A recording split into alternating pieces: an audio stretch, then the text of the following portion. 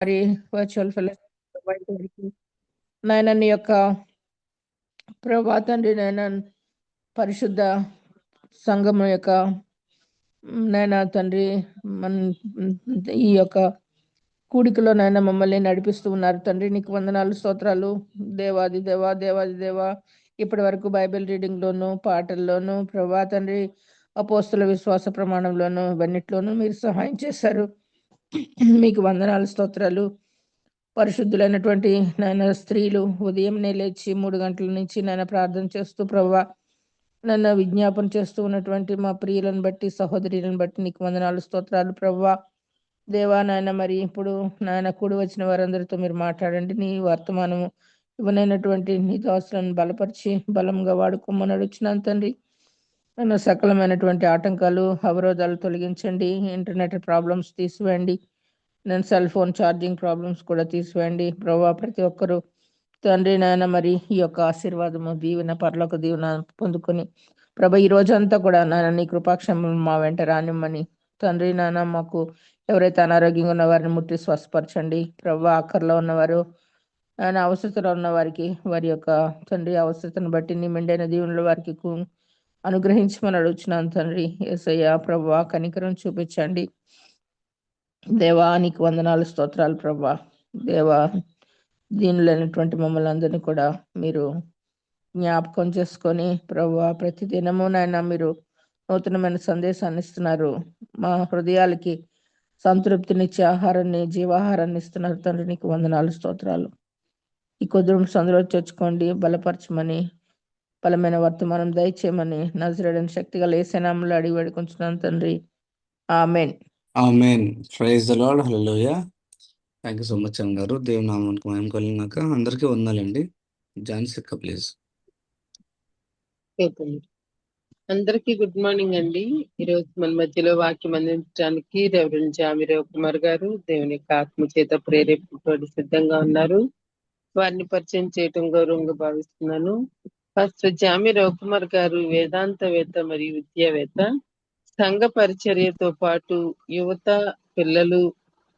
పిల్లల మధ్య మరియు గిరిజన ప్రాంత ప్రజల మధ్య రవి గారు ప్రభును ఆసక్తితో సేవిస్తున్నారు. ప్రస్తుతం వారు విజయనగరం ఇమ్మానుయేల్ బాప్టిస్ట్ సంఘ కాపరిగా సేవలు అందిస్తున్నారు. రవి గారు మరియు అతని ప్రియ సతీమణి సునీత గారులకు గ్రేస్ అని ఒక కుమార్తె కలరు.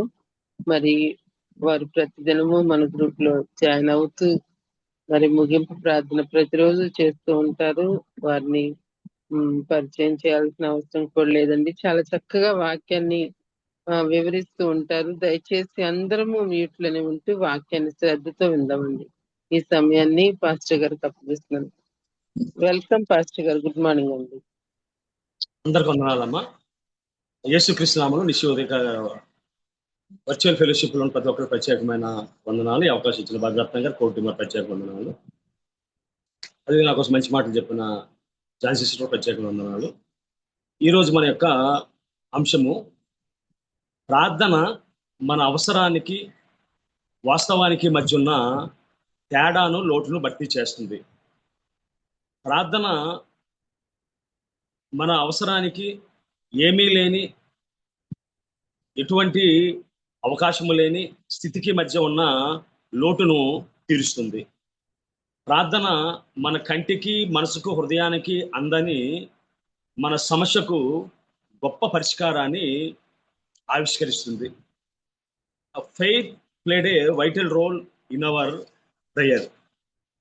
అంటే మన వ్యక్తిగత జీవితంలో చూసినట్లయితే మనం చేసిన ప్రార్థనకు ప్రస్తుతం ఉన్న మన వాస్తవ పరిస్థితికి సంబంధం అనేది ఉండని, ఊహించని స్థితిని అది భర్తీ చేస్తుంది. అందుకే పౌలు అంటాడు, మనం అడుగు వాటి కంటేను ఊహించు వాటి కంటే అత్యధికంగా చేయగలిగిన దేవుడు అని చెప్పంటాడు. ఇది నాన్న వాక్యపు వెలుగులో ఎలియాజరు జీవితం ద్వారా, అబ్రహాము జీవితం ద్వారా కొన్ని ఆత్మీయ సత్యాలు ప్రార్థన గురించి చూడాలని ఆశపడుతూ ఉన్నాను. చూద్దాం ఒకసారి. ఆదికాండం 15వ అధ్యాయము 2వ వచనం. అందుకు అబ్రహాము, ప్రభువైన యెహోవా నాకేమిచ్చిననేమి, నేను సంతానము లేనివాడినే పోవుచున్నానే, దమస్కు ఎలియాజరైన ఇంటి ఆస్తికర్త అగును కదా అని చెప్పుకొచ్చాడు. అదేవిధంగా మనం చూసినట్లయితే 24వ అధ్యాయం 2వ వచనం ఆదికాండము. ఇప్పుడు అబ్రహాము తనకు కలిగిన సమస్తమును ఏలుచుండిన తన ఇంటి పెద్ద దాసునితో నీ చెయ్య నా తొడ కింద పెట్టుము అని చెప్పిన సందర్భాన్ని మనం ఎరుగుదాం. అదేవిధంగా మనం చూసినట్లయితే అపోస్తుల కార్యాలు 9వ అధ్యాయంలో కానీ మనం చూసినట్లయితే ఇక్కడ ఈ విధంగా రాయబడి ఉంది. 1వ వచనం చదువుతాం. సౌలు ఇంకను ప్రభు యొక్క శిష్యులను బెదిరించటియు హత్య చేయటియు తనకు ప్రాణాధారమైనట్టు ప్రధాన యాజకునికి వెళ్ళి ఈ మార్గం ముందున్న పురుషులనైనా స్త్రీలను కనుగొని వారిని బంధించి యెరూషలేము తీసుకుని వచ్చుటకు దమస్కులో సమాజం వారి పత్రికలు ఇమ్మని అడిగాను. ఈ విధంగా చూసినట్లయితే దమస్కు అనే మాట మనకి వినబడుతూ ఉంది. దమస్కు అనే మాటకి అర్థాన్ని మనం గమనించినట్లయితే well water land, place of abundant water, city of activity అనేది దాన్ని పిలుస్తారు. సమృద్ధి నీరు కలిగిన ప్రాంతము, నీటి వనరులతో నిండిన స్థలము. అదేవిధంగా ఇది పురాతన ప్రసిద్ధమైన నగరం. ఇది వాణిజ్య కేంద్రంగా, విద్యా కేంద్రంగా ఇది విరాజిల్లుతూ ఉంది. అంతేకాకుండా ప్రస్తుత పరిస్థితులు కానీ మనం గమనించినట్లయితే ఇది సిరియా ఒక పట్టణానికి క్యాపిటల్గా ఉంటూ ఉంది. ఇది సిరియా దేశానికి క్యాపిటల్. ఇప్పుడు ఇస్రాయేల్ ఏ దేశంతో అయితే యుద్ధాలు చేస్తూ ఉందో, సో ఆ దేశంలో దానికి ఇది రాజధానిగా మనకు ఉంది. ఇందులో 8 నుంచి 10% క్రిస్టియన్స్ ఉన్నట్టుగా వాక్యం మనకి సెలవిస్తూ ఉంది. కారణం ఏంటంటే అనేక మంది యుద్ధాల వలన, ఆర్థిక పరిస్థితి వలన, హింస వలన ఈ క్రైస్తవ సమాజం అనేది ఈ ప్రాంతాన్ని విడిచిపెట్టి వెళ్ళిపోయిన పరిస్థితులు. కాబట్టి ఇప్పుడు సుమారుగా 3 లక్షల నుంచి 60 లక్షల మంది ఆ యొక్క సిరియా దేశంలో వారు నివసిస్తున్నట్టుగా వాక్యం మనం సెలవిస్తుంది. సో ఈ విధంగా చూసినట్లయితే ఇది ఎకనామికల్గా బాగా అభివృద్ధి చెందిన దేశంగా, అనేక కళ్ళకు మూలాధారమైన దేశంగా, అంతేకాకుండా మనం చూసినట్లయితే కొత్త నిబంధన గ్రంథంలో పౌలు గారి యొక్క ట్రాన్స్ఫర్మేషన్కి, ఎన్కౌంటర్కి ప్రధానమైన స్థలముగా అందులో మనకు అది ఉంది. ఆ వచనం చదివించడానికి కారణం ఏంటంటే ఒక మాట చెప్పి ముందుకు సాగుతాను. అపోస్తలుడైన పౌలు జీవితాన్ని మనం గమనించినట్లయితే యెరూషలేములో ఉన్నవారిని చాలా మందిని హత్య చేశాడు. అదేవిధంగా చాలా మందిని జైల్లో వేశాడు. అదేవిధంగా యెరూషలేములో నుంచి బయలుదేరి దమస్కు మార్గంలోకి ప్రవేశించి అందులో ఉన్న వ్యక్తుల్ని, శిష్యుల్ని చంపాలని ప్రయత్నం చేశాడు. అది ఆయన ఆశ. చాలా మంది ఏమంటారంటే బైబిల్ గ్రంథకర్తలు, యెరూషలేములో అనేక మందిని చంపినవాడు, యెరూషలేములో అనేక మంది హింసించిన వాడు ఎందుకు దమస్కు మార్గంలో క్రీస్తు ఉరియదుగా ప్రవేశించాడు. ఆయన ఎప్పుడు ప్రవేశించాడు? తన యొక్క గుర్రం మీద నుంచి కింద పడి దేవుని స్వరాన్ని విన్నాడు, దేవుని దర్శనాన్ని చూశాడు. అప్పుడున్న మనసు లేదు ఆయనకి.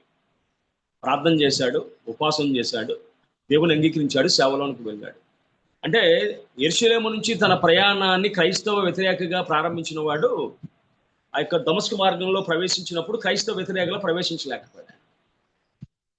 దానికి కారణం చాలా మంది ఏమంటారంటే దమస్కు ఎలియాజరు తన పుట్టిన ప్రాంతం కోసం, తన పెరిగిన ప్రాంతం కోసం, తన పెరిగిన పట్టణ రక్షణ కోసం చేసిన ప్రార్థనే ఈ దినాన ఆ పట్టణంలో క్రైస్తవ వ్యతిరేకులు ప్రవేశించకుండా పౌలు గారిని ఆపింది.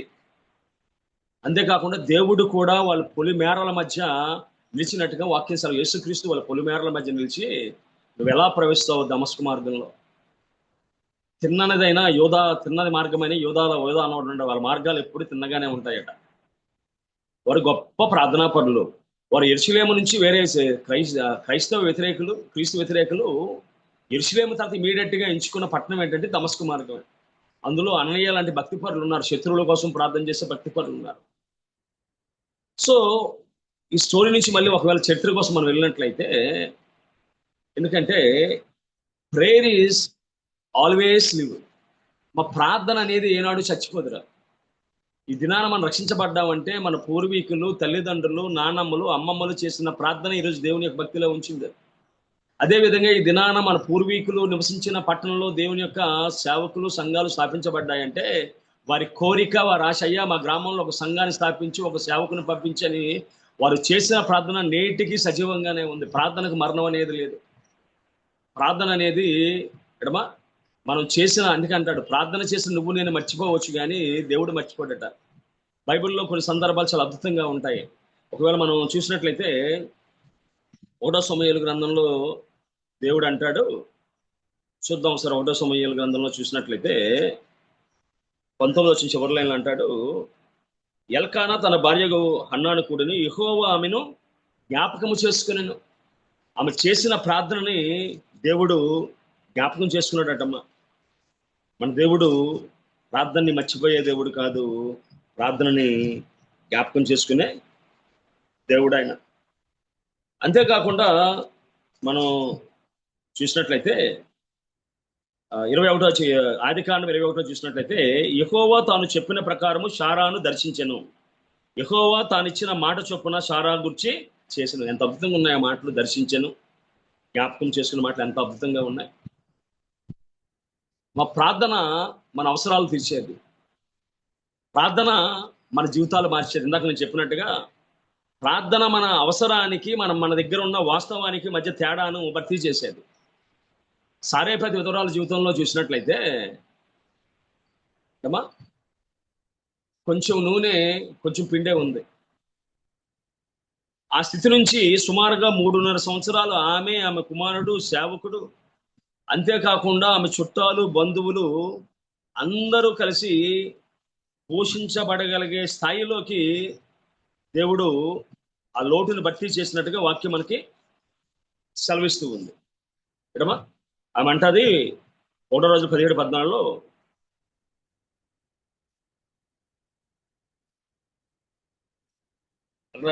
అంటాడు, అందుకే ఆమె నీ దేవుడైన యెహోవా జీవముతోడు తొట్టెలో పట్టెడి పిండియు గుడ్డులో కొంచెం పట్టెడి అంటే పిడికిలతో వచ్చేది.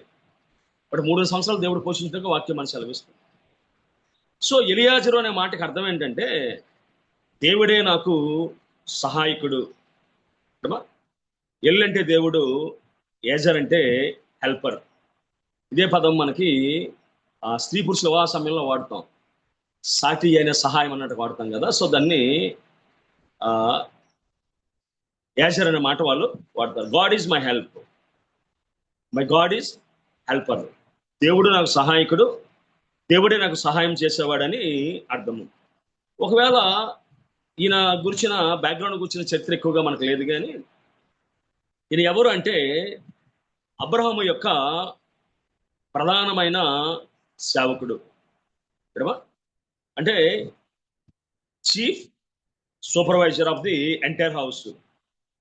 అబ్రహాము గారి యొక్క ఆర్థిక విషయాలు, కుటుంబ సంబంధమైన విషయాలు అవన్నీ ఆయన స్వయంగా చూసుకుంటూ ఉండేవాడు. ఈవెందో వివాహం విషయంలో కూడా అబ్రహాం జోక్యం చేసుకోలేదు, కానీ దేవుడు మాట చొప్పున ఎలియాజరును పిలిచి ఎలియాజరుకు వివాహ బాధ్యత అంతా కూడా అప్పగించాడు ఆయన. అబ్రహాం గారి పేరే విశ్వాసులకు తండ్రి. ఆయన దేవుడి మీద విశ్వాసం ఉంచాడు, తన ఇంటిలో నమ్మకస్తుడిగా పనిచేస్తున్న ఆ వ్యక్తి మీద విశ్వాసం ఉంచాడు. ఎలియాజరుకు అప్పగించబడిన పని చిన్న పని ఏం కాదు. అది దేవుడు ఏదైతే వాగ్దానం చేశాడో, ఏ వాగ్దానం కోసం అబ్రహాము 25 సంవత్సరాలు కనిపెట్టాడో, ఇస్సాకు వలనైనది నీ సంతానము. సో ఆ వాగ్దాన కొనసాగింపు కోసం వివాహం కావాలి. సుమారుగా 318 మంది తన ఇంట పుట్టి అలవర్చబడిన సైనికులు ఉన్నారు, పెద్ద కుటుంబాలు అవి. అదేవిధంగా దేవుని వాగ్దానం నెరవేర్చవలసిన పిల్లి కుమార్తె ఆమె. ఆ బాధ్యతను తీసుకెళ్ళి ఎంత నమ్మకస్తుడు కాకపోతే ఎలియాజరుకు అబ్రహాం ఆ పనిని అప్పగించాడు మనం చూడాలి. ఒకవేళ ఎవరు ఈ యొక్క ఎలియాజరు అనే విషయాన్ని గమనించినట్లయితే రకరకాల కథలు ఉన్నాయి. ఏంటంటే, ఒకటి అబ్రహాం అతన్ని బానిసగా కొనుక్కున్నాడని, కొంతమంది యొక్క ఎలియాజరు తన యొక్క యజమాని నుంచి పరిగెట్టి వచ్చినప్పుడు అబ్రహాం ఆశ్రయం ఇచ్చాడని కొంతమంది, అదేవిధంగా ఇతడు నిమ్రోదు కుమారుడని కొంతమంది, అదేవిధంగా ఈ నిమ్రోదు యొక్క సేవకుడని కొంతమంది చెప్పారు, కానీ చారిత్రకంగా వాటికి ఆధారాలు ఏం కూడా లేవు. సో కూషు నిమ్రోదుని కానీ అతడు భూమి మీద బలవంతుడిగా ఆరంభమయ్యాడు. ఈ నిమ్రోదు స్థాపించిన రాజ్యాలు చూసిన బాబేలు, ఎరకు, అక్రాదు, కల్నే, ఈ బాబేలు సంస్కృతిలో ఉన్నాడు ఆయన. అంతేకాకుండా దేవుడి మీద తిరుగుబాటు చేసిన మానవుల్లో మొట్టమొదట ఆయనే ఉన్నాడు. ఆయన బలవంతుడిగా, వేటగాడిగా, రాజ్యస్థాపకుడిగా ఉన్నాడు. మరి ఆయన నుంచి ఈయన పారిపోయి వచ్చాడా, లేదా ఆయన బానిసలో ఒకడైనప్పుడు అబ్రహాము ప్రాంతంలో ప్రవేశించినప్పుడు కొనుక్కొని ఇంటికి తెచ్చుకోవడం అనే విషయాలు మనకు తెలియదు. కానీ మొత్తం మీద ఒకటి ఈయన దమస్కు ప్రాంతానికి అయితే చెందినవాడు. అక్కడ దాకా మనకి క్లారిటీ అనేది మనకి ఉంది. ఒకవేళ మనం చూసినట్లయితే ఈయన యూదుడు కాడు, హెబ్రీయుడు కాడు, అదేవిధంగా ఇశ్రాయేలుడు కాడు. ఈయన మరి ప్రార్థన దేవుని బిడ్డలకు చెందిందిగా, ప్రార్థన దేవుని బిడ్డల హక్కుగా, ప్రార్థన దేవుని బిడ్డల యొక్క వారసత్వంగా. మరి ఎలియాజర్కి ఎలా వచ్చింది అనే విషయాన్ని మనం గమనించినట్లయితే, అబ్రహాము కోసం మనం మాట్లాడుతున్నప్పుడు ఏం మాట్లాడతామంటే, విశ్వాసములకు ఆధారం లేనప్పుడు అబ్రహాము దేవుని నమ్మెను, అది అతనికి నీతిగా ఎంచబడను అనే విషయాలు మనం ఎక్కువ ప్రార్థన చేస్తూ ఉంటాం. కానీ అబ్రహాము ఎన్ని ప్రార్థనలు చేశాడు ఎడమా, ఎన్ని సార్లు దేవుని సందులో గోజాడాడు, ఆయన ప్రార్థన చేస్తే జరిగిన విషయాలు ఏంటంటే ఎక్కువగా మనం గమనించాం. మనం చూసినట్లయితే అబ్రహాము యొక్క ప్రార్థనా జీవితం ఎలియాజరుని చాలా ప్రభావితం చేసింది. ఒకవేళ మనం ఆదికాండం 12వ అధ్యాయం 8వ వచనాన్ని కానీ మనం గమనించినట్లయితే అక్కడ రాయబడ్డ మాట ఏంటంటే, 12వ అధ్యాయం 8వ వచనం కానీ మనం చూసినట్లయితే, తూర్పునున్న కొండకు చేరి పడమటున్న బేతేలుకు తూర్పునున్న హాయికి మధ్య గుడారం వేసి అక్కడ యెహోవాకు బలిపీఠం కట్టి యెహోవా నామమున ప్రార్థన చేశాను. యెహోవా నామంలో ప్రార్థన చేశాడట ఆయన. అదేవిధంగా మనం చూసినట్లయితే 13:4 తాను మొదట బలిపీఠం కట్టిన చోట చేరను, అక్కడ అబ్రహాము యెహోవా నామమున ప్రార్థన చేశాను.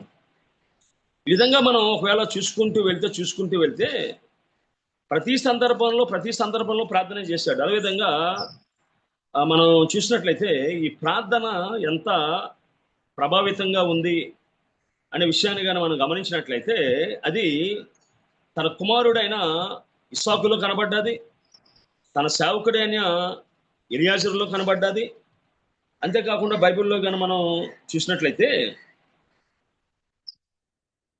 అబీమెలెకు అనే వ్యక్తి 20వ అధ్యాయంలో మనకు కనబడతాడు. ఆయన ఆ కుటుంబం కోసం అబ్రహాము ప్రార్థన చేసినప్పుడు వారికి ఉన్న గొడ్డితనాన్ని చూద్దాం. ఆదికాండం 20వ అధ్యాయం 17వ వచనం. అబ్రహాము దేవుని ప్రార్థింపగా దేవుడు అబీమెలెకు అతని భార్య అతని దాసీలను బాగు చేసిన వారి పిల్లల కంటే ఎలాగనగా అబ్రహాము భార్య అని సారాన్ని బట్టి దేవుడు అబీమెలెకును ఇంటిలో ప్రతి గర్భమును మూసివేసి ఉండను అని రాయబడి ఉంది. సో మనం చాలాసార్లు విశ్వాసం కోసం మాట్లాడతాం కాబట్టి అబ్రహాము ప్రార్థనా జీవితాన్ని కొంచెం తక్కువగానే మనం మాట్లాడుతూ ఉంటాం. అంటే అబ్రహాము గొప్ప ప్రార్థనాపరుడు. ప్రార్థన అంటే అర్థం ఏంటంటే మన కష్టాలు, శ్రమలు, మన విజ్ఞాపనలు, అవసరాలు దేవుని సందులో కుమ్మరించడం, మన జీవితంలో మేలు జరిగినప్పుడు దేవుని సందులో కృతజ్ఞత తెలియజేయడమే. అబ్రహాము జీవితంలో మనకు అది బాగా మనకి కనబడుతుంది. ఒకవేళ మనం చూసినట్లయితే 18వ అధ్యాయం 27వ వచనం కూడా చూసినట్లయితే, అందుకు అబ్రహాము, ఇదిగో ధూళియు బూడిదనైన నేను ప్రభువుతో మాట్లాడి తెగించుచున్నాను, 50 మంది నీతిమంతుల్లో ఒక 5 తక్కువైతే 5 తక్కువైనందున పట్టణమంతా నాశనం చేయదు అని మరలా అడిగాను. అంటే అబ్రహాముకి ఆదాముకి దేవుడిచ్చిన ఆధిక్యత ఏంటంటే దేవుడితో ముఖాముగ్గా మాట్లాడగలిగే ఆ కృపను దేవుడు వారికి అనుగ్రహించాడు. కాబట్టి దేవునితో వారు ముఖాముగ్గా విన్నవిస్తూ మాట్లాడుతూ ఉండేవారు. దేవుని మనసు ఏంటో వారికి తెలుసు, వారి మనసు ఏంటో దేవుని తెలుసు. మనం చూసినట్లయితే దేవుడు అంటాడు 18:17లో, అప్పుడు యెహోవా నేను చెయ్యబోవు కార్యము అబ్రహాముకు దాచేదన, అబ్రహాము నిశ్చయముగా బలముగల గొప్ప జనమగును, అతని మూలముగా భూమిలో సమస్త జనులు ఆశించబడుతుందని చెప్పి అంటున్నాడు ఆయన. ఒక రకమైన బంధం దేవునికి అదేవిధంగా అబ్రహాము మంచింది. అంతేకాకుండా 24వ అధ్యాయంలో కానీ ఒకవేళ మనం చూసినట్లయితే తన పెద్ద దాసుని పిలిచి పంపించి ఏమంటాడంటే 7వ వచనంలో, నా తండ్రి ఇంట నుండి నేను పుట్టిన దేశం నుండి నన్ను తెచ్చి నాతో మాట్లాడి నీ సంతానం దేశం ఇచ్చిదని ప్రమాణం చేసి నాతో చెప్పిన పరలోక దేవుడు యెహోవా తన దూతను నీకు ముందుగా పంపునని చెప్పుకొస్తూ ఉన్నాడు. అబ్రహాము భక్తి జీవితంలో ఆ ప్రార్థన అనేది కీలకంగా ఉంది. అంతేకాకుండా ఆ ప్రార్థన సంబంధమైన ఒకవేళ ఆ లక్షణాలు ఒక వ్యక్తిలో ఉంటే ఆ వ్యక్తి ఏ విధంగా ప్రవర్తిస్తాడు, ఆ విధంగానే ప్రవర్తిస్తాడు. లోతుకు ఆయనకి మధ్య సంశిష్యుడు అంటాడు, అయ్యా మన బంధువులు కాబట్టి మన మధ్య తగువ అనేది ఉండకూడదు, కలహం అనేది ఉండకూడదని ఆస్తిని ఆయనకి ఇచ్చేశాడు. అదేవిధంగా చూసినట్లయితే హేతు కుమారుల దగ్గర ఫ్రీగా కొనకుండా భూమిని డబ్బులు ఇచ్చి కొన్నాడు ఆయన.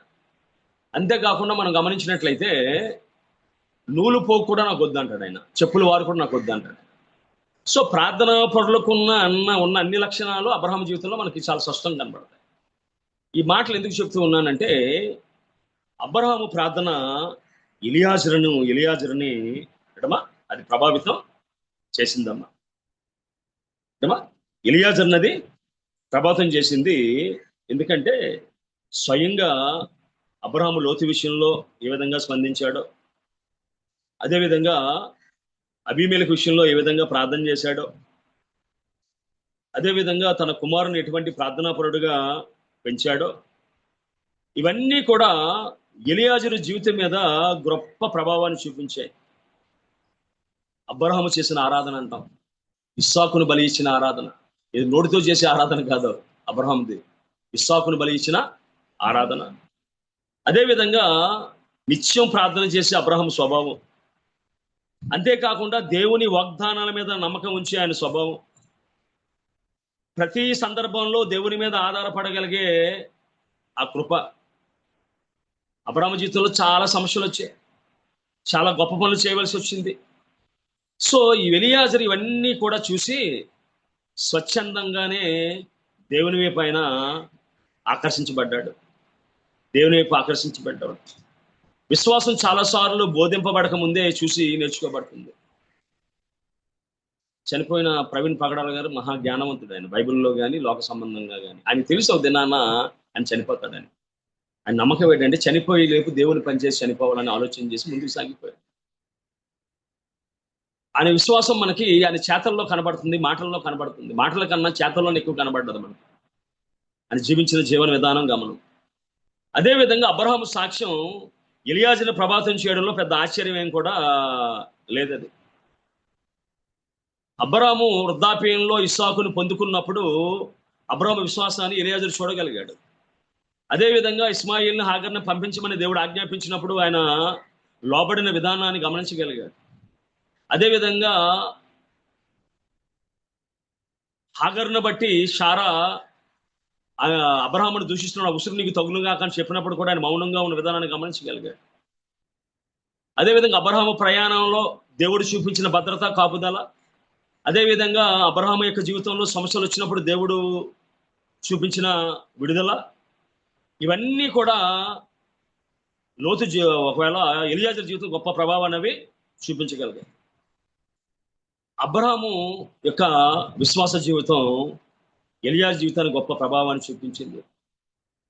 అమ్మ, ఎప్పుడైతే పిల్లలు తల్లిదండ్రుల యొక్క ప్రార్థనా జీవితాన్ని చూస్తారో, వారు ప్రార్థన చేసి జవాబులు పొందడం చూస్తారో, వారు కూడా దేవుని మీద నమ్మకం ఉంచడం, అదేవిధంగా దేవుని నుంచి నేర్చుకోవడం వాళ్ళు ప్రారంభిస్తారు. అదేవిధంగా మనం ఇస్సాకు జీవితంలో మనం చూసినట్లయితే, ఇస్సాకు జీవితాన్ని ఒకసారి చూద్దాం. 24వ అధ్యాయంలో కనుక మనం చూసినట్లయితే అక్కడ రాయబడ్డ మాట ఏంటంటే 24:60లో ఇస్సాకు బెయిర్ లోహియా రోయి మార్గమున వచ్చి దక్షిణ దేశమంతా కాపురమనెను. సాయంకాలమున ఇస్సాకు పొలములో ధ్యానింప బయలువెళ్ళి. సాయంకాలం వేళ fixed place, fixed time, he was meditating and praying to God. ఈ మధ్యన మనం చూసినట్లయితే పెళ్లి సంబంధాలకు వెళ్ళినప్పుడు పెళ్లి కొడుకు కానీ పెళ్లి కూతురు ఆపన్నట్లయితే పెళ్లి కొడుకు ఫోటో పెట్టండి, వాళ్ళ ఇల్లు ఎలా ఉందో చూపించండి, అంతే తప్ప మోకాలేసి ప్రార్థన చేద్దాం, ప్రభా నువ్వు ఏర్పాటు చేసిన బిడ్డను పంపించిన సందర్భాలు ఎదునానా తల్లిదండ్రుల్లో కనబడడం లేదు. అదేవిధంగా పిల్లల్లో కూడా ఎక్కువ మనం చూడలేకపోతే. అబ్రహాము యొక్క ఎంపిక విధానం కానీ, ఇస్సాకు యొక్క ఎంపిక విధానం కానీ దేవుని మీద ఆధారపడ్డ. ప్రభు నీకంట బాగా తెలిసిన వాళ్ళు ఎవరున్నారయ్యా, నీకంట చుట్టాలు మాకు ఎవరున్నారు, నీకంట బంధువులు ఎవరున్నారు, నీకంట జ్ఞానవంతులు ఎవరున్నారు, నీకంట గతాన్ని భవిష్యత్తుని చూడగలిగారు ఎవరున్నారు ప్రభా, అయ్యా మా వివాహాన్ని తీసుకొచ్చి నీ చేతుల్లో పెడుతున్నామని అబ్రహాము కానీ, ఇస్సాకు కానీ, ఎలియాజరు కానీ దేవునికి అప్పగించినట్టుగా వాక్యం మనకి ఆ 24వ అధ్యాయం మొత్తం మనం గమనించినట్లయితే అదే కనబడుతుంది మనకి. వాళ్ళంటారు యెహోవా నాశింపబడినవాడా నువ్వు లోనకి రా అని చెప్పి వాళ్ళు అంటారు. మనం చూసినట్లయితే 31వ వచనంలో 24:31లో లాబాను యెహోవా నాశింపబడినవాడా లోపలికి రమ్ము, నువ్వు బయట నిలవనేలా అంటాడు ఆయన.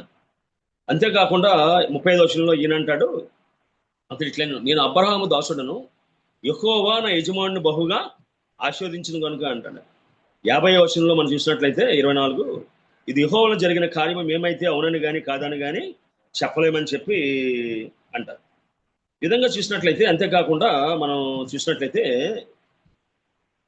ఇదిగో రెబెక్క నేర్చున్నది, ఆమెను తీసుకుని పొమ్ము, యెహోవా సెలవిచ్చిన ప్రకారము ఈమె యజమాని కుమారుని భార్య ఉత్తరం ఇచ్చారు. ఈ విధంగా చూసినట్లయితే యెహోవా అన్న మాట 56 వచనంలో అప్పుడు అతడు యెహోవా నా ప్రయాణము సఫలము చేశాను. ఇక్కడ మనం చూసినట్టయితే యెహోవా యెహోవా యెహోవా.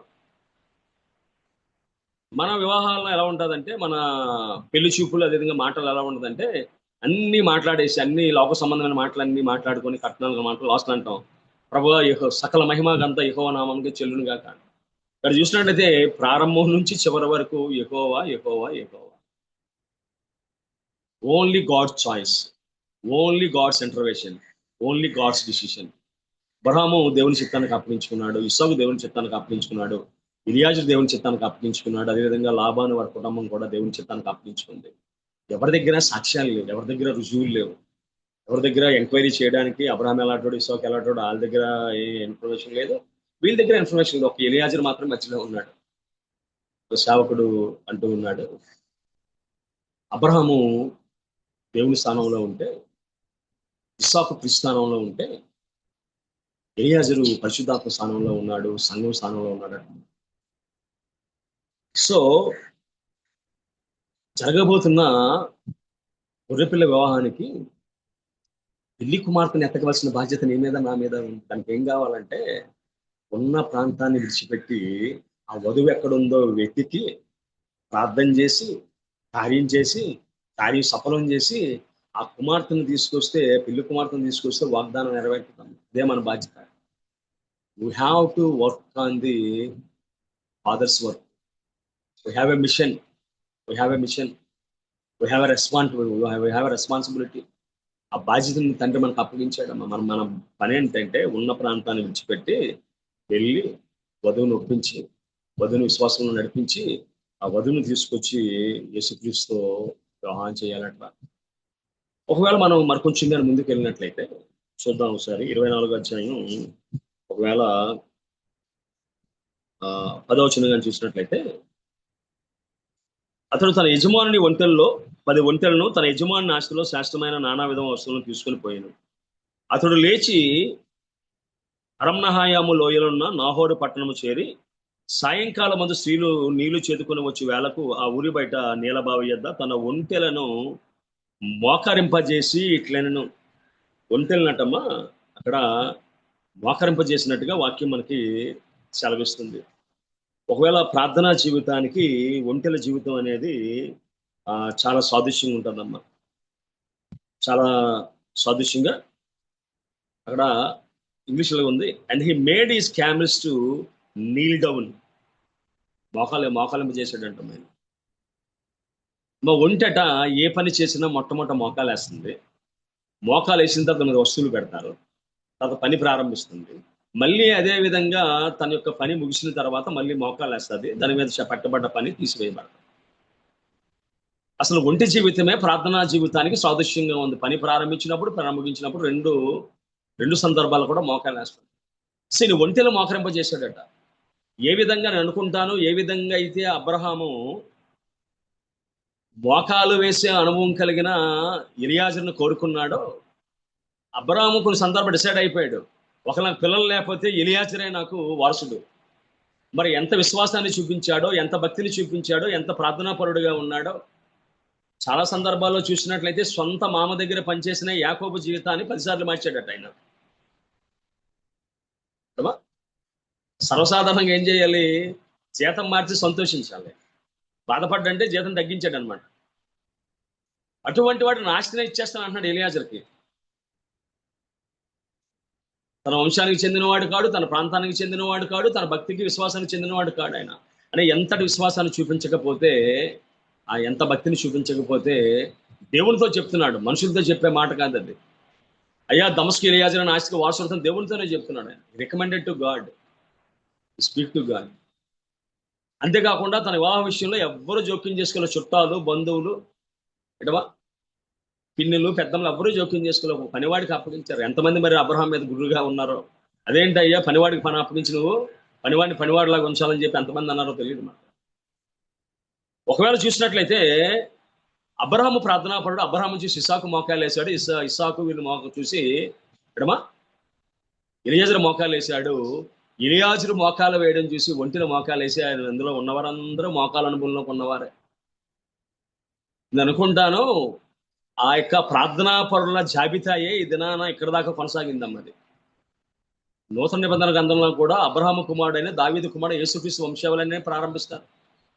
ఆ యొక్క పరలోకంలో కూడా అబ్రహాము రొమ్మున ఆనుకున్ననే రాయబడింది. అంటే ఎంతటి భక్తి పరులు కాకపోతే ఆ వంశంలో ఉన్నవారిని దేవుడు కొనసాగించుకుంటూ వీరు నా ప్రజలు, నేను అబ్రహాము దేవుడును, ఇస్సాకు దేవుడును, యాకోబు దేవుడు ఎంత గర్వంగా చెప్తాడమ్మ దేవుడు. వెన్ గాడ్ ఇంట్రడ్యూసింగ్ హిమ్సెల్ఫ్ ఇది మోజెస్ అంటాడు ఆయన, అయ్యా నేను అబ్రహాము దేవుడును, ఆ ప్రార్థనాపరుడైన అబ్రహాము దేవుడు, ప్రార్థనాపరుడైన ఇస్సాకు దేవుడిని అంటాడు ఆయన. అంతేకాకుండా ఇందాక ఇస్సాకు కోసం మనం మాట్లాడి మధ్యలో ఆగాం కదా మనం. ఇస్సాకు యొక్క ప్రార్థన కానీ ఒకవేళ మనం చూసినట్లయితే తన భార్యకు పిల్లలు లేనప్పుడు ఆయన ప్రార్థన చేస్తే గర్భం తెరవబడదంట. 25వ అధ్యాయంలో ఒకవేళ మనం చూసినట్లయితే 20వ వచనంలో ఇస్సాకు భార్య గుడ్రాలు కనుక అతడు ఆమె విషయమై యెహోవాను వేడుకొనెను.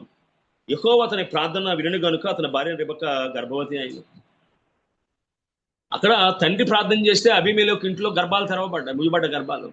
ఇక్కడ ఇస్సాకు ప్రార్థన చేస్తే రెబెక్క గర్భం తెరవబడ్డదంట. అంతేకాకుండా మనం చూసినట్లయితే యాకోబును దీవించిన తర్వాత యాషా వచ్చి ఏడుస్తాడు. ఏడ్చి అంటాడు ఆయన, ఏమంటాడంటే 27 27 34 యాషావు తన తండ్రి మాట విన్నప్పుడు దుఃఖాక్రాంతుడే పెద్ద కేక వేసి, ఓ నా తండ్రి నన్ను దీవించమని అతనితో చెప్పాను. అతడు నీ సహోదరుడు కపటోపయంతో వచ్చి నీకు రావాల్సిన దీవెని తెలుసుకో. యాషావు యాకోబు అని సరిపోయిందంటే అక్కడ అంటాడు, అయ్యా 38వ వచనం, యాషావు నా తండ్రి నీ యొద్ద ఒక్క దీవెన ఉన్నదా? నా తండ్రి నన్ను కూడా దీవించమని తన తండ్రితో చెప్పి యాషావు ఎలుగెత్తి ఏడవగా తన తండ్రి విధంగా అంటున్నాడు. అంటే అబ్రహాము సంతానంలో బిడ్డలు ప్రార్థన చేస్తే కరువులో నిరంతర ఫలాలను పొందారు. వాళ్ళు అంతకంతకు ఆజీతిగా ఎదిగారు. వారు ప్రార్థన చేస్తే ముయ్యబడ్డ బావులు తెరవబడ్డాయి. సో అటువంటి ప్రార్థనా వాతావరణం అబ్రహాం కుటుంబంలో ఉంది. అందుకే బలిస్తానంటే మౌనం అప్పటికే ఇస్సాకు సుమారుగా 27 నుంచి 30 వయసు అంటమ్మా. సో ఆ వయసులో ఆయన తండ్రి గారి మాట వినగలరు. ఎందుకంటే తన మోపును తానే మోసుకుని వెళ్ళాడు దహన బలి కట్టెలు. ఆ ప్రార్థన ఏం చేసిందంటే తండ్రి ఏం చెప్పినా నోరెత్తి మాట్లాడని పరిస్థితి అయిపోయింది. ఇదన్నా చూసినట్లయితే స్కూల్లో కానీ ఇంట్లో కానీ పిల్లలు తల్లిదండ్రులు భయపడడం లేదు, తల్లిదండ్రులు పిల్లలు భయపడడం. ఒకప్పుడు మాకు వచ్చి సార్ చదవకపోతే కొట్టండి అనేవారు. సార్ చదవకపోయిన పర్వాలేదు, ఒక్కడే కొడుకు మళ్ళీ పారిపోతుంది అంటున్నాడు ఆయన. సార్ 2 మార్కులు 2 మార్కులు ఏంటి పర్వాలేదు. ఈ దినాన పిల్లల్ని చూసి తల్లిదండ్రులు భయపడిపోయే పరిస్థితి. తల్లిదండ్రుల ప్రభావం పిల్లల మీద కన్నా పిల్లల ప్రభావం తల్లి మీద ఎక్కువ ఉన్న పరిస్థితి. కానీ అబ్రహాము జీవితంలో చూసినట్లయితే అబ్రహాము ప్రభావము ఇస్సాకు మీద అందరి మీద కూడా ఉన్నట్టుగా వాక్యం మనకి సెలవిస్తుంది. అంతేకాకుండా ఎక్కడ ప్రార్థన చేస్తున్నాడు అనే విషయాన్ని కానీ గమనించినట్లయితే ఇస్సాకు పేరు లోయి ఆ మాటకు అర్థం ఏంటంటే సజీవున బావి అని అర్థం అమ్మా. ఎక్కడైతే సారా ఇబ్బంది పెట్టినప్పుడు ఆగర పారిపోతున్నప్పుడు దేవుడు దర్శించినప్పుడు ఏం చేస్తుంటామే 21వ అధ్యాయము మనం చూసినట్లయితే అక్కడ రాయబడ్డ మాట ఏంటంటే, నేను దేవుని చూస్తానని చెప్పి ఆమె ఏం చేస్తుందంటే దానికి పేరు పెడుతుందమ్మా. ఆ పేరుకి అర్థం ఏంటంటే సాక్షార్థమైన బావి. అదే ప్రాంతంలో దినాన ఇస్సాకు ప్రార్థన చేస్తున్నాడు. అటువంటి ప్రార్థన మన కుటుంబాల్లో ఉంటుందా? మన పిల్లలు ప్రార్థనా పరులుగా ఉండాలంటే తల్లిదండ్రులుగా మనం ప్రార్థనా పరులుగా ఉండాలన్నా. అంతేకాకుండా 21:33లో అబ్రహాము బెర్షెబాలో ఒక పిచ్చిల వృక్షము నాటి అక్కడ నిత్య దేవుడని యెహోవా పేరట ప్రార్థన చేశాను. సో ఎక్కడ చూడు ప్రార్థనే అనేక మంది జీవితాలని మార్చింది. ఆ ప్రార్థనే అనేక మంది జీవితాలని కట్టింది.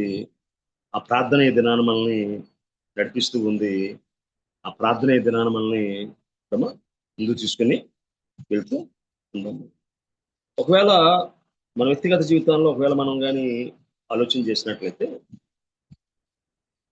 చూద్దాం ఒకసారి 16వ అధ్యాయము 11 అది చూచుచున్న దేవుని నీవే అని పేరుతో తన మాట్లాడిన యెహోవాకు పెట్టెను అనగా నన్ను చూచినది ఇక్కడ చూచింది కదా అనుకొని దానికి ఆ నీటి బొక్కు బెయిర్ లోహి రోయ అని పెట్టాను. నన్ను చూచుచున్న సజీవుని బావి దాన్ని మాట్లాడదాం అమ్మ. నన్ను చూచుచున్న సజీవుని బావి ఆ స్థలంలో ప్రార్థన చేస్తూ ఉన్నాడు. ఈ విధంగా ఒకవేళ మనం చూసినట్లయితే ఈ ప్రార్థనా ప్రభావం మన మీద, మన పిల్లల మీద, అదేవిధంగా మన పనివారి మీద ఉన్నట్టుగా మనం గమనించగలుగుతూ ఉన్నామా? ఒకవేళ మనం ఎలియాజరు యొక్క భక్తి జీవితాన్ని కానీ మనం చూసినట్లయితే, ఎలియాజరు యొక్క నమ్మకత్వాన్ని కానీ మనం చూసినట్లయితే, ఆయన నా యజమానుడు సుమారుగా 19 సార్లు 24 అధ్యాయాలు అంటున్నాం. ఆయన సర్వసాధారణంగా మనకి కాకినాడ, అదేవిధంగా ఈస్ట్ వెస్ట్ గోదావరిలో యజమానులు చాలా గౌరవంగా చూస్తారు. అయ్యగారు, అమ్మగారు అని చెప్పి సేవకులైనా లేదు రెగ్యులర్గా వారు పనిచేసే పనిలో కానీ. కొన్ని మన ప్రాంతాల్లో మాత్రం యజమానులు అంటే కొంచెం తక్కువ చూపారు. అటు ఉద్యోగంలో కానీ ఇటు ఇంట్లో కానీ మనిషి ఉన్నప్పుడు ఒకలా, మనిషి లేనప్పుడు ఒకలాగా మనం మాట్లాడతాం. కానీ ఈయన చూసినట్లయితే యెహోవా నా యజమానుడు, 2 మాటలు. ఆ 2వ మాట తప్ప ఇంకో మాట ఆయన మాట్లాడలే. నా యజమానుడు యెహోవా దీవించాడు. నా యజమానుడు భార్య షారా ఉంది, ఆస్తి అంతా వారికి ఇచ్చాడు. అటువంటి నమ్మకస్తుని దినాన్ని మనం చూడగలుగుతూ ఉన్నామా? ఆ వ్యక్తిని దాటి వెళ్ళిపోయే స్వభావం మనం. మా అయ్యగారికి ఏం తెలియదు, మొత్తం అంతా నేనే చూసుకుంటాను. ఒకడు అన్నాడట, రే మా నాన్న కింద 10 మంది పాలేరు పని చేస్తారా అన్నారట. మీ నాన్న ఏం చేస్తారంటే మా నాన్న పెద్ద పాలేరు అన్నాడట. అమ్మా, మన స్థాయి చిన్నదైనా కొన్నిసార్లు ఎమ్మెల్యే పక్కన వారు ఎమ్మెల్యే గారికి అంతా నేనే, మంత్రి గారికి నేనంతా బిహేవ్ చేస్తాను. కానీ ఎక్కడ కూడా అసలు తన పేరు కానీ, ఊరు కానీ, తన ఉనికి కానీ ఎక్కడ కూడా చాటుకోకుండా నా యజమానుడైన అబ్రహాము, యెహోవా అతను దీవించాను, యెహోవా అతను ఆశీర్వదించాను. ఇటువంటి వ్యక్తులు మనం ఈ దినాన సమాజంలో చూడగలుగుతూ ఉన్నాము. ఇటువంటి వ్యక్తులు మన సమాజం చూడగలుగుతున్నామా? ప్రస్తుతంగా చూసినట్లయితే మంత్రుల కన్నా, అధికారుల కన్నా వారి పక్కన ఉన్న పిఏలు ఎక్కువ ఆస్తి సంపాదిస్తున్న పరిస్థితులు మనం చూస్తున్నాం. అదేవిధంగా ఆ మంత్రుల దగ్గర ఉన్న పిఏలు, డ్రైవర్లు వీళ్ళే వాళ్ళు చేస్తున్న అక్రమాలను బయటపెట్టి బ్లాక్మెయిలింగ్ చేసే సందర్భాలు చూస్తున్నాం. ఎలియాజరు లాంటి వ్యక్తిని మనం చూడలేకపోతున్నాం. అదేవిధంగా అబ్రహాము లాంటి వాడు కూడా ఆయన కుమారుడు లేకపోతే ఆస్తంతా ఎలియాజరుకి ఇస్తానన్న వ్యక్తులను కూడా మనం గమనించలేకపోతున్నాం. ఒకవేళ దినానగానే మనం చూసినట్లయితే ఎలియాజరు నుంచి మనం నేర్చుకోవాల్సిన విషయాలు ఏంటి, ఎలియాజరులో ఉన్న అద్భుతమైన విషయాలు ఏంటి మనం గమనించి మన యొక్క వాక్యాన్ని మనం ముగించుకోవడానికి ప్రయత్నం చేయాలి. ఒకవేళ మనం చూసినట్లయితే ఆయన మాట్లాడిన సందర్భాల్లో నా యజమానుడైన అబ్రహాము దేవుడా, నేడు నాకు కార్యసిద్ధి కలుగు చేయమని పని ప్రారంభించినప్పుడు తన యజమాని జ్ఞాపకం చేసుకుంటున్నాడు, తన యజమాని జ్ఞాపకం చేసుకుంటున్నాడు. 24:12 చూసినట్లయితే, నా యజమానుడు అబ్రహాము దేవుడు అయిన యెహోవా, నేను వచ్చిన కార్యము త్వరలో సఫలము చేసి, ఆ కార్యాన్ని ప్రార్థనతో ప్రారంభించాడమ్మా. మా ప్రార్థనతో ప్రారంభిస్తే ఆగే పనులే ఉన్నాయమ్మా. కనాను వివాహానికి యేసుక్రీస్తుని ఆహ్వానించారు. ప్రభువా నువ్వు రావాలి అని అడుగు పెడితే అక్కడ లోటు ఉంది, లోటు తీర్చబడి. అందుకే ఇందాక నేను ప్రారంభంలో ఒక మాట చెప్పాను. ఏం చెప్పానంటే, ప్రార్థన మన అవసరానికి వాస్తవానికి మధ్య ఉన్న తేడాను, లోటును భర్తీ చేస్తుంది. మరియమ్మ విన్నవించింది కొడుక్కి, అని చెప్పినట్టు చెయ్యండి అంది. అని ఏం చేశాడంటే, వాస్తవం ఏంటి, ద్రాక్షారసం అయిపోయింది. అసలు ద్రాక్షారసానికే దిక్కు లేదు. అది రుచిగా ఉందో, పలచగా ఉందో, ఎలా ఉందో పక్కన పెట్టేస్తే ద్రాక్షారసమే లేదు. అటువంటిది గొప్ప రుచిగల ద్రాక్షారసం దేవుడు సమకూర్చాడు అక్కడ. ఎడమా, అసలు హన్నాకు పిల్లలే లేరు, మగపిల్లలు ఎలా వస్తారు?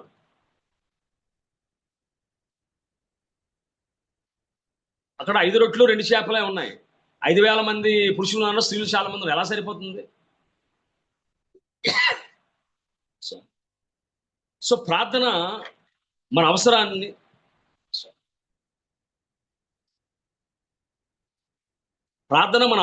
వాస్తవానికి మధ్యన తేడాను భర్తీ చేస్తుంది. ప్రార్థన మన అవసరానికి ఏమీ లేని, ఎటువంటి అవకాశం లేని స్థితికి మధ్య ఉన్న ఆ లోటును తీర్చేస్తుంది. బైబిల్ చెప్తుంది, అబ్రహాము విశ్వాసం అని చెప్తూ 11 అధ్యాయంలో, ఎబ్రీ 11 అధ్యాయంలో అంటాడు, ఎక్కడికి వెళ్ళాలో తెలియకుండానైనా వెళ్ళాడు అని చెప్పి అక్కడ మనకి చెప్తున్నాడు ఆయన. అయ్యా, అబ్రాహాముని దేవుడు పిలిచాడు, ఆయన ఎక్కడికి వెళ్ళాలో కూడా తెలియదు. ఆయన ఎక్కడికి వెళ్ళాలో కూడా తెలియకుండా ఆయన బయలుదేరి వెళ్ళాడు అంటాడు. చూద్దాం ఒకసారి మనం చూసినట్లయితే 8వ వచనంలో, అబ్రాహాము పిలువబడినప్పుడు విశ్వాసం బట్టి ఆ పిలుపుకు లోబడి తను స్వాస్యముగా పొందనై ఉన్న ప్రదేశములకు బయలువెళ్ళను, మరి ఎక్కడికి వెళ్ళవలనో అది ఎరుగక బయలువెళ్ళను. ఇప్పుడు సేమ్ అదే పరిస్థితి రిపీట్ అయింది. ఎవరికి? ఎలియాజర్కి. ఆయన కూడా నా యజమానుడి ప్రార్థన చేస్తాం ఇప్పుడే మనుషులతో మాట్లాడడం, ఎందుకంటే మనుషులు చెప్తారు కాబట్టి వెళ్ళి గౌరవంగా మాట్లాడతాం యజమానుల కోసం. దేవునితో కూడా అదే గౌరవంగా మాట్లాడతామా? బైబిల్లో మాట ఉంది, హృదయం నిండుదాన్ని బట్టే నోరు మాట్లాడను. హృదయంలో నిండితే దేవునితోనే అలాగే మాట్లాడతాం, మనుషులతో అలాగే మాట్లాడతాం, అబ్రహాం దగ్గర వారితో, దూరం వారితో, అబ్రహాం పడిన వారితో, పన్నవారితో అలాగే మాట్లాడతాం. ఆయన మాటల్లో ఎంత వినయం కనబడుతుందమ్మా, ఎంత వినయం కనబడుతుందిరా, ఎంత గౌరవం కనబడుతుందమ్మా. నా యజమానుడైన అబ్రహాము దేవుడా, నాయుడు నా కార్యం కలుగు సిద్ధమంటాడు. అంతేకాకుండా ఎలియాజరు అబ్రహాం యొక్క నమ్మకమైన సేవకుడు. అతని జీవితం అంతా కూడా ప్రార్థన, విశ్వాసము, విధేయత, వినయం, జ్ఞానం మరియు బాధ్యత గురించిన పాఠాలు నేర్పిందమ్మా. గొప్ప నమ్మకస్తుడు ఆయన. అక్కడ మనం రాయబడినప్పుడు చూసినట్లయితే ఈ విధంగా రాయబడి ఉందమ్మా, 24:2. ఇప్పుడు అబ్రహాము తన కలిగిన సమస్తమును ఏలుచుండిన తన ఇంటి పెద్ద దోషునితో తన చెయ్యి తన తొడ కింద పెట్టమని చెప్పానడమ్మా.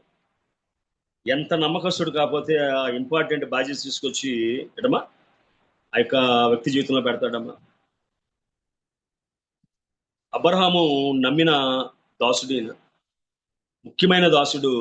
ఒక ముఖ్యమైన పని కోసం తన కుమారుడికి వివాహం చేయడం కన్నా అబ్రహాం పెద్ద పని ఏం లేదమ్మా ఆ సమయంలో.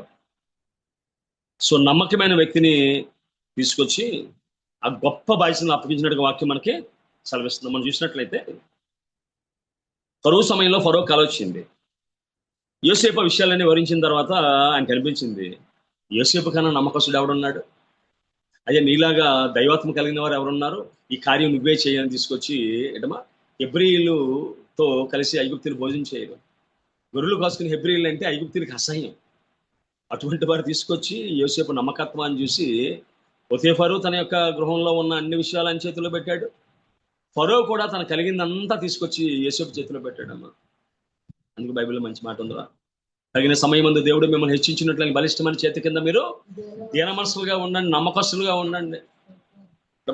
ఉద్యోగం చేసే స్థలాల్లో కానీ, అదేవిధంగా కుటుంబాల్లో కానీ నమ్మకస్తులుగా ఉన్నప్పుడు మీరు చూడండి, ఎప్పుడైనా వివాహాలు జరుగుతున్నప్పుడు కానీ కొన్ని కార్యాలు జరుగుతున్నప్పుడు మా పల్లెటూరులో ఏం చేస్తారంటే ఈడ్లు వేస్తారు. అదేం చేస్తారంటే నమ్మకస్తులకు అప్పగిస్తారు. ఒకరు రాస్తారు, ఒకరేమో క్యాష్. అంటే ఇద్దరు నమ్మకస్తుల్లో కూడా ఆ క్యాష్ తీసుకుంటే ఇంకా నమ్మకస్తులు ఎంచుకుంటారు. అదేవిధంగా మన ఇతరుగా చూస్తే నమ్మకస్తులుగా ఉన్నామా? రెండు చూసినైతే మ్యాన్ ఆఫ్ ప్రేయర్, ప్రార్థన గల వ్యక్తి, ప్రార్థనాపరుడైన వ్యక్తి. తన గమ్యం గతి అంతా కూడా ప్రార్థనతోనే ప్రారంభించాడు, ప్రార్థనతోనే ముగించాడు. ఆయన యెహోవా మాట వచ్చరనే ప్రార్థన, దేవుని మాట వచ్చరనే ప్రార్థన. ప్రార్థన ఆలకించేవాడా సర్వశక్తికి వచ్చారని సెలవిచ్చినట్టుగా ఆయన నామాన్ని ఉచ్చరిస్తే ఆయన సన్నిధి మనతో వచ్చేస్తుంది. ఆయన నామాన్ని ఉచ్చరిస్తే ఆయన చెవులు ఎడమా మన ప్రార్థన వైపు మొరలంటాయి. ఆ విధంగా చూసినట్లయితే ఆయన జీవితం అంతా ప్రార్థన మీద ఆధారపడ్డది. మనం వివాహం మొత్తం చూసినట్లయితే who are involved in the marriage, everybody is a prayer warrior, everybody is depending upon the prayer. Each one is praying for the each one's responsibility. Abraham ప్రార్థన చేసి ఎలియాజర్ని పంపించాడు. అదేవిధంగా ఎలియాజర్ జరుగుతున్న విషయాల కోసం ఇస్సాకు ప్రార్థన చేస్తున్నాడు. అదేవిధంగా ఇస్సాకు భార్య కోసం, అది యొక్క కార్యక్రమం కోసం ఎలియాజర్ ప్రార్థన చేస్తున్నాడు. The total marriage depending upon the prayer alone. So before speaking to Rebekah he prayed, ఇప్పుడు హీ స్పీకింగ్ టు గాడ్. రెబెక్కాతో మాట్లాడక ముందే దేవునితో ఆయన మాట్లాడాడు. ఆయన అంటే prayer should come before planning and action. మా ప్రార్థన అనేది మన ప్రణాళిక కన్నా, మనం చేసే పని కన్నా ముందు ఉండాలటమ్మా. మనం చాలాసార్లు ఏం చేస్తుంటామంటే సౌలు ఏ విధంగా మొట్టమొదట ఎటమా బలర్పించి తర్వాత దేవునితో మాట్లాడుతున్నాడో అలాంటి పనులు చేస్తుంటాం. చాలా మంది సేవకులు కనీసం మెసేజ్కి రమ్మన్నా అయ్యా నేను ప్రార్థన చేస్తాను, దేవుడు ఒకవేళ నాకు ప్రేరేపిస్తే వస్తానంట. కొంతమంది అసలు అడగడమే లేటు, వాళ్ళు ఇచ్చేస్తారు. సో ప్రభువుకి వెళ్ళమంటావా వద్దంటావా, చేయమంటావా వద్దంటావా? మనం చూసినట్లయితే అపొస్తలుల కార్య గ్రంథంలో దేవుని ఆత్మ పౌలుని అక్కడ ఉంచలే, మైసిదోనియాకి రమ్మని ఆహ్వానించింది. ఆ విధంగా చూసినట్లయితే అయినా మన వ్యక్తిగత జీవితంలో మన ప్రణాళిక కన్నా మన పనిలో దిగేక ముందు ప్రార్థన అనేది ముందుండాలమ్మా. అదే ఎలియాజరు జీవితం నేర్పుతుంది. అంతేకాకుండా డిపెండింగ్ కంప్లీట్లీ ఆన్ గాడ్, దేవునిపై సంపూర్ణంగా ఆధారపడే వరకు ఉండాలి. దేవుడు కూడా సరైన వ్యక్తి దగ్గర మనం నడిపిస్తాడు. మన అవసరాల్లో మనకి పిల్లల వివాహానికి వ్యక్తులు కావాలన్నా, ఇంట్లో నమ్మకమైన పనివారు కావాలన్నా, ఒక డాక్టర్ మనకు కావాలన్నా, మన అవసరాలు తీర్చడానికి ఏ వ్యక్తి కావాలన్నా ప్రార్థన చేయి, బహు నమ్మకస్తుని దేవుడు మన ఎదుట పంపిస్తాడమ్మా. బహు నమ్మకస్తుని దేవుడు మన, ఎందుకంటే దేవుడు నమ్మకస్తుడు కనుక. వాగ్దానము చేసిన వాడు నమ్మదగిన వాడు ఆయన. ఆ నమ్మకాన్ని ఇప్పుడు కోల్పోడు ఆయన. అందుకే అంటాం we are celebrating the faithfulness of God అంటాం. వివాహాలు విషయాల్లో కానీ, అదేవిధంగా బర్త్డే విషయాలు కానీ, ఒక 20 సంవత్సరాలు 50 సంవత్సరాలు we are celebrating the faithfulness of God, we are celebrating the grace of God అంటాం.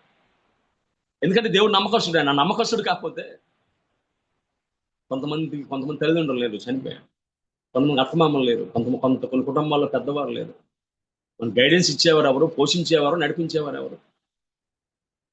ప్రస్తుతం మా కుటుంబంలో మా తండ్రి గారు లేరు, అదేవిధంగా సునీత తండ్రి గారు ఇద్దరు ఎవరు లేరు. సో ఏం గైడ్ చేయాలన్నా, ఏం సాయం చేయాలన్నా, ఏం చెప్పాలన్నా దేవుడు తప్ప వేరే ఆధారం లేదు. దేవుడు బైబిల్లో దావీదు అంటాడు, ప్రభు ఆకాశం నువ్వు తప్ప నాకు ఎవరన్నా ఉంటే నాకు ఎవరు అవసరం లేదంటాడు. ఆ విధంగా దేవుడి మీద ఆధారపడేవారుగా మనం ఉన్నామా?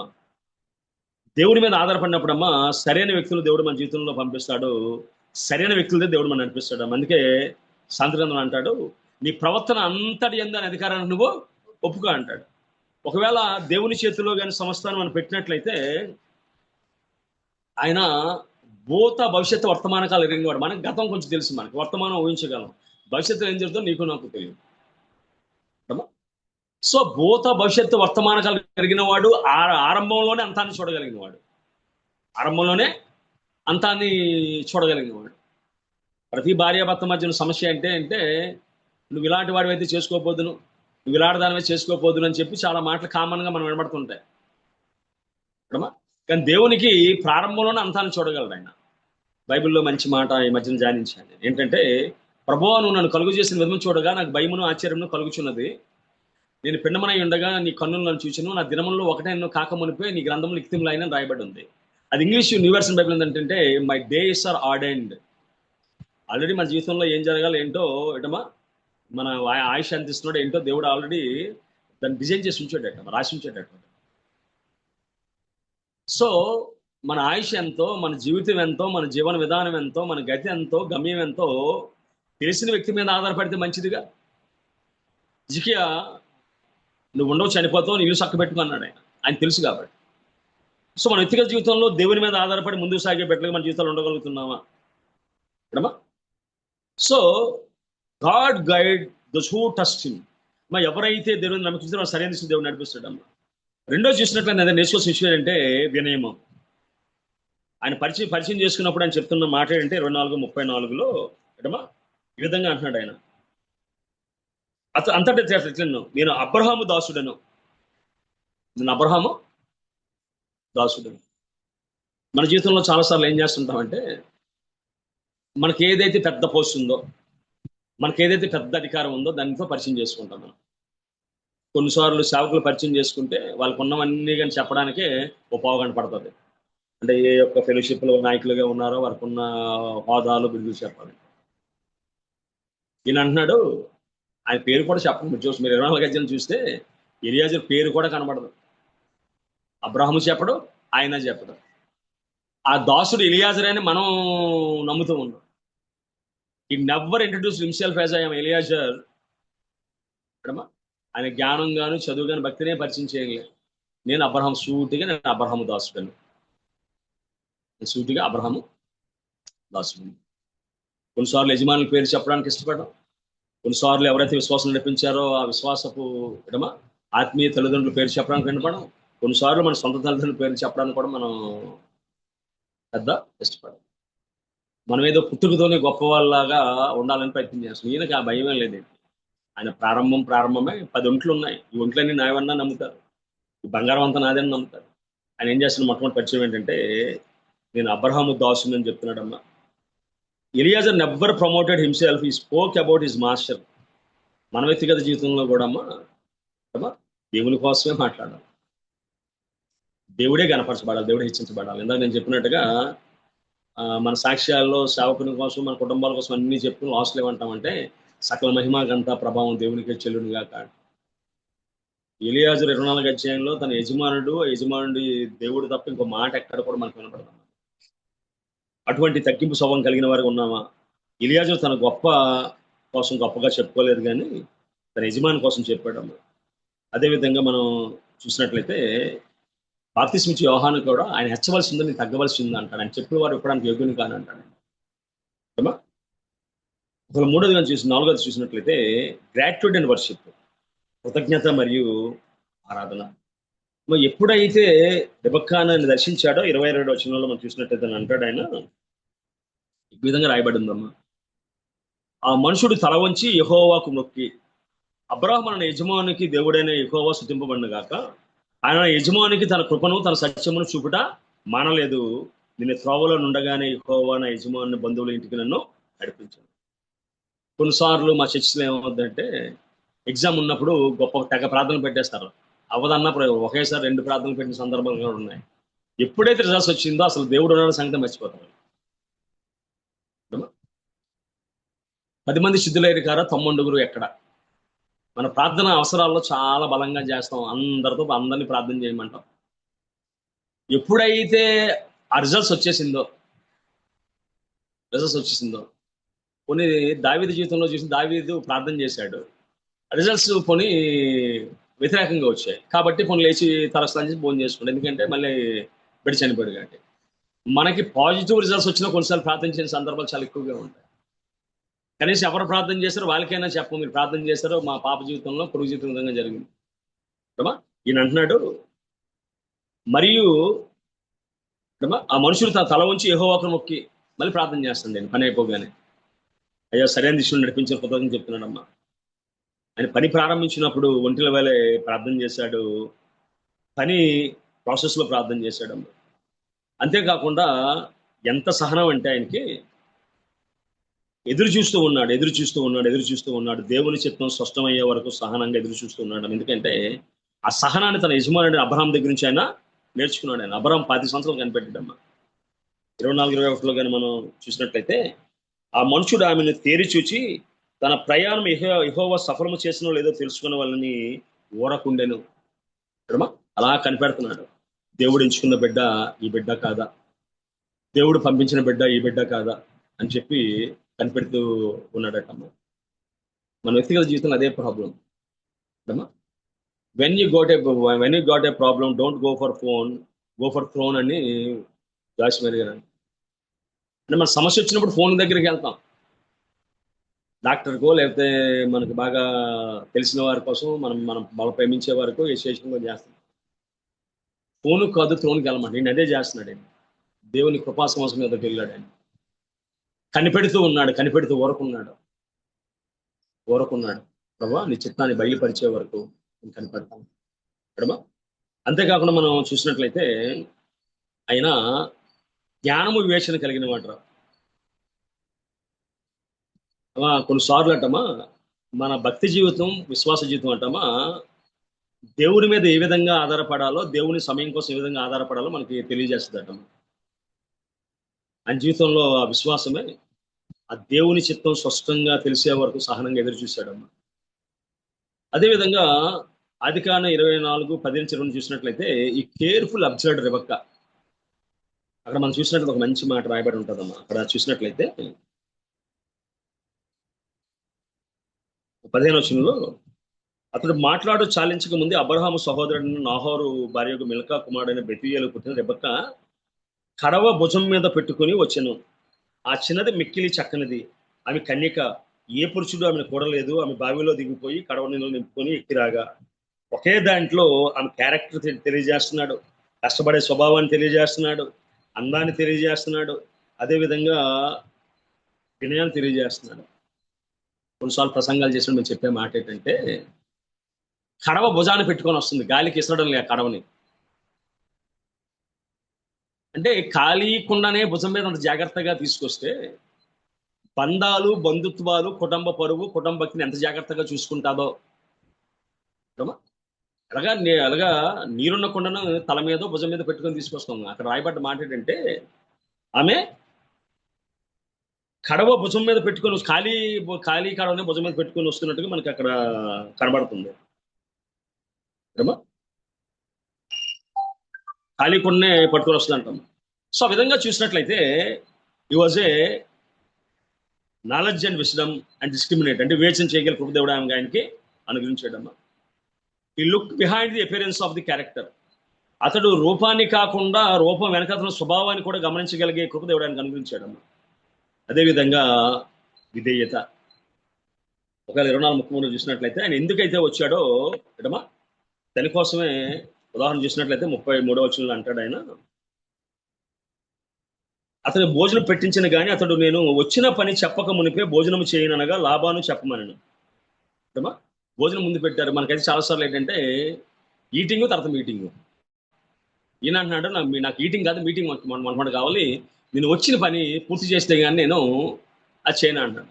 మన తెలుగులో సామెత ఉంది, కతికితే అతకదని. అంటే అంటే వివాహ మాటలు జరగకముందు కానీ భోజనం చేస్తే అది జరగదని చాలామంది వాళ్ళు సెంటిమెంట్లుగా ఆలోచన చేస్తారు. ఈయన అంటున్నాడు, అయ్యా నేను వచ్చిన పని పూర్తి అయితే తప్ప నేను నాకు భోజనం కానీ తక్కిన కానీ ఏమంటున్నాను.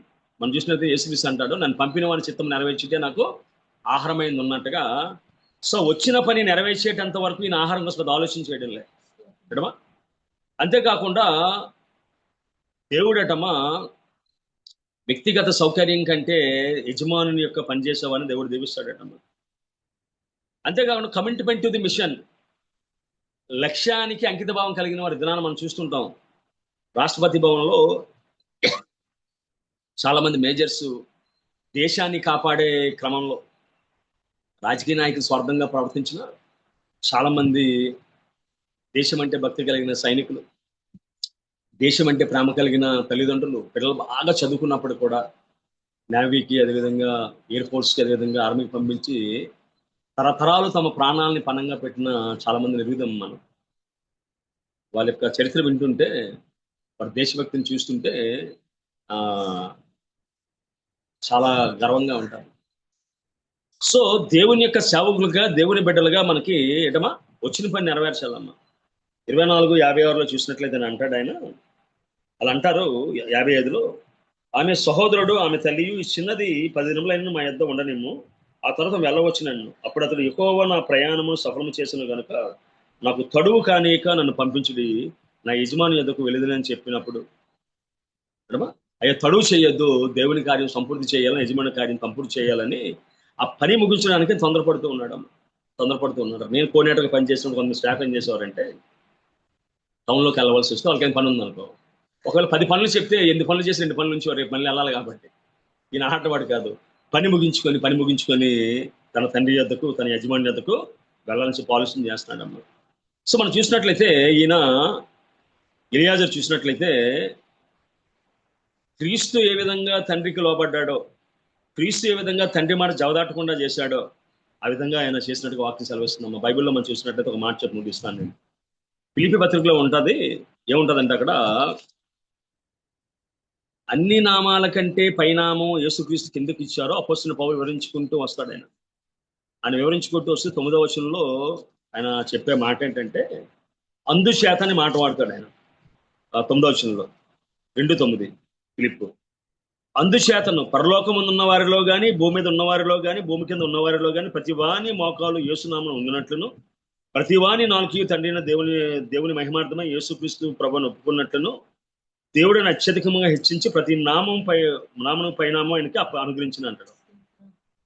అందుచేతను, ఎందుచేత అంటే మీద వచనం మనం చూసినట్లయితే ఈ విధంగా ఉందమ్మా, మనుషుని పోలిగ్గా పుట్టి మీద నుంచి చూసినట్టు ఇంకా మనం చూస్తే ఆయన దేవుని స్వరూపం కలిగిన వాడయ్యుండి దేవునితో సమానం ఉండి విడిచిపెట్టమని భాగ్యమని ఎంచుకోలేదు, కానీ మనుషుని పోలిగ్గా పుట్టి దాసుని స్వరూపం ధరించుకొని తను తానే రిక్తునిగా చేసుకుని మరియు ఆయన ఆకారం మంది మనుషులుగా కనపడి మరణం పొందినంత అనగా సిలువను పొందినంతగా విధేయత చూపిన వాడే తను తాను తగ్గించుకొను. అందుచేత ఇవన్నీ చేశాడు కాబట్టి అన్ని నామాల కంటే పైనామం ఆయనకి ఇచ్చినట్టుగా వాక్యం మనకి సెలవిస్తుందమ్మా.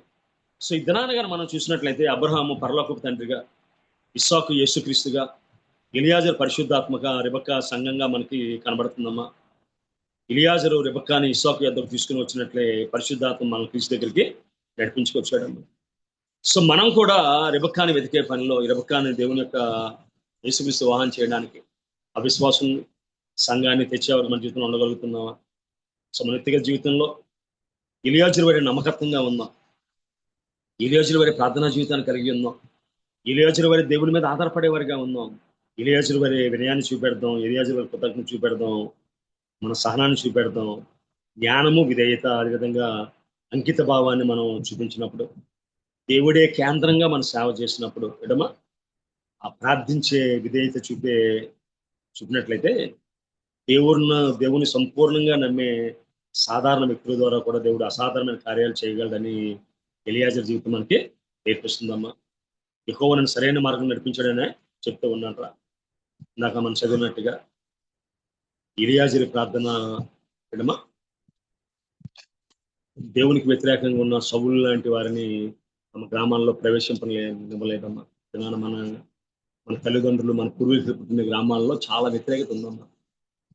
మన ప్రార్థన చేస్తే అవిశ్వాసులు విశ్వాసులుగా మారి దేవుని గ్రామంలోకి వెళ్తారు తప్ప గర్భంతో పాపంతో పొగరబట్టి ఎడమా గుర్రం మీద వెళ్ళిన వాడు కింద పడ్డాడు, అదేవిధంగా పళ్ళుకు పొరలు కమ్మినవాడు పొరలు రాయలే ఎడమా దేవునికి విధేయుడుగా లోనికి వెళ్ళాడమ్మా. ఒకవేళ మనం ఎలియాజరు వల్లే మన కుటుంబాల కోసం, మనం వచ్చిన గ్రామాల కోసం, మన పూర్వీకుల గ్రామాల కోసం ప్రార్థన చేస్తే అసలు క్రైస్తవ శత్రువు అనేవాడు ఎవడు కూడా వెళ్ళడమ్మా. మన ప్రార్థన కావలాగా ఉంటది. మన ప్రార్థన యేసుక్రీస్తుని మన ఊరి పులిమేరల్లో పెడుతుందమ్మా. అట్టి కృప మనకి, మన కుటుంబాలకి, సంఘానికి దేవుడు దయచేయండి గాక. ప్రార్థన చేసుకున్నాము. ప్రార్థించు యోధులు లేవాలి, ప్రార్థించి ఆత్మ గెలవాలి, సడలిన మోకాళ్ళు బలపరచి అబ్రాహాము లాంటి ప్రార్థన జీవితం మాకు దయచేయండి ప్రభు. మా బిడ్డలు ఇస్సాకుల వల్ల ప్రార్థనా పరులుగా తయారు చేయండి తండ్రి. అయ్యా మేము ఎవరితో కలిసి పని చేస్తున్నాము, ఎవరు మాతో కలిసి పని చేస్తున్నారు, ఎలియాజరు లాంటి ప్రభా నమ్మకస్తులు విధేయులు ప్రార్థనా పరులను ప్రభా మా జీవితాల్లో పంపించమని ప్రార్థన చేస్తున్నాను తండ్రి. ప్రభా ప్రార్థన చేస్తూ ప్రభా ప్రార్థన తండ్రి మా అవసరాలని వాస్తవాల మధ్యన ప్రభా తండ్రి లోటుని భర్తీ చేస్తుంది అయ్యా.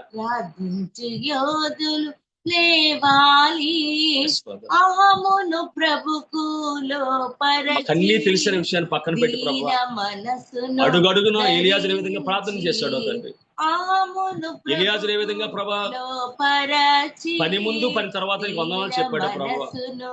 ఆ విధంగా ప్రార్థించే బిడ్డలుగా మా జీవితాలు తయారు చేయమని ప్రార్థన చేస్తున్నాను తండ్రి.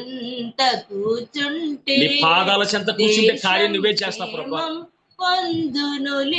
మేము ప్రార్థన చేస్తే మా గ్రామాలు రక్షించబడతాయి ప్రభా, మా గ్రామాలు భద్రపరచబడతాయి తండ్రి. నీ శత్రువు ఎవరందరూ ప్రవేశించలేరయ్యా. పొలిమేరలోనే వారిని అడ్డగిస్తావు ప్రభా. అవిశ్వాసం విశ్వాసంగా మార్చి పంపిస్తావు ప్రభా. ఆత్మలు గెలవాలి. అటు కృప తండ్రి మా కుటుంబాలు దయచేయండి, మా సంఘాలకు దయచేయండి, మా పూర్వీకులు పుట్టిన కుటుంబాలకు సహాయం దయచేయండి ప్రభా.